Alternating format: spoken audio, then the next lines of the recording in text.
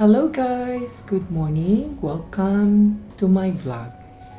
Day of my life as a parish secretary and bilang ministry ko sa simbahan. Ito po yung ginagawa ko every Saturday morning. Since morning pa lang nagdi-daily mass po ako, so I need to prepare the PowerPoint, yung -1 ng music namin kasi wala po kami pianista during the daily. So, I need to prepare at 4, usually 4:45 or 10 minutes before 5. Prepare and then go.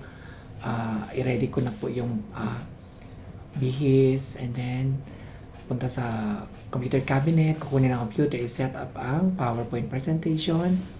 So, i-ready ang reading. Since dito kasi sa parish namin, naka-ready po yung PowerPoint. Meron po kami naka-flash na mga reading sa screen. Naka-PowerPoint po talaga siya. Since foreigner ang pare, so gusto namin makasunod yung mga tao sa flow ng misa. Alam nila yung sequence ng mass. So para maka-respond sila during the mass.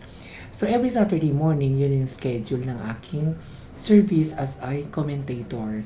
So sa commentator, ako ang nag-guide sa misa, responses, and then ako din po ang kakanta. Minsan may volunteer kami.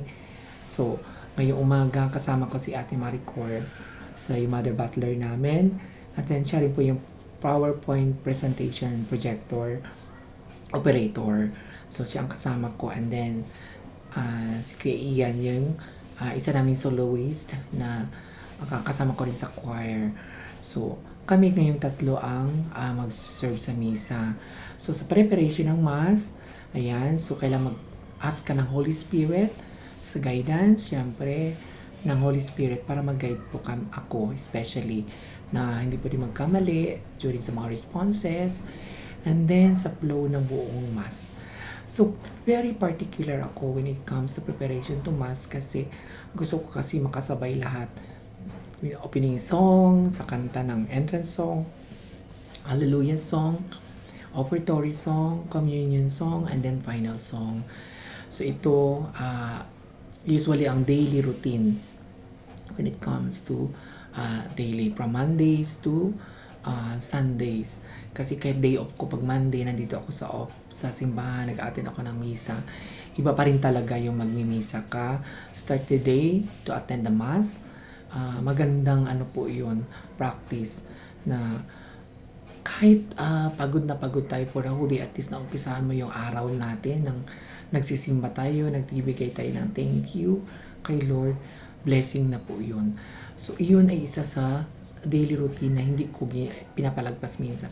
Although may time na masyado ako napapagod, minsan nag-give up ako, pero minimake sure ko sa sarili ko na kailangan ako umatin ng misa.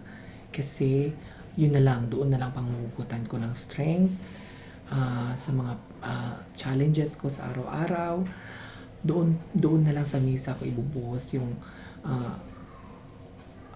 sadness, mag-a-ask ka ng guidance ng Holy Spirit in front of the Eucharist kasi ang misa ang pinakamataas na way of prayer.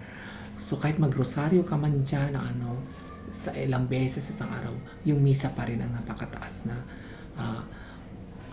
pamamaraan ng prayer. So wag natin kalimutan na mag-attend ng misa.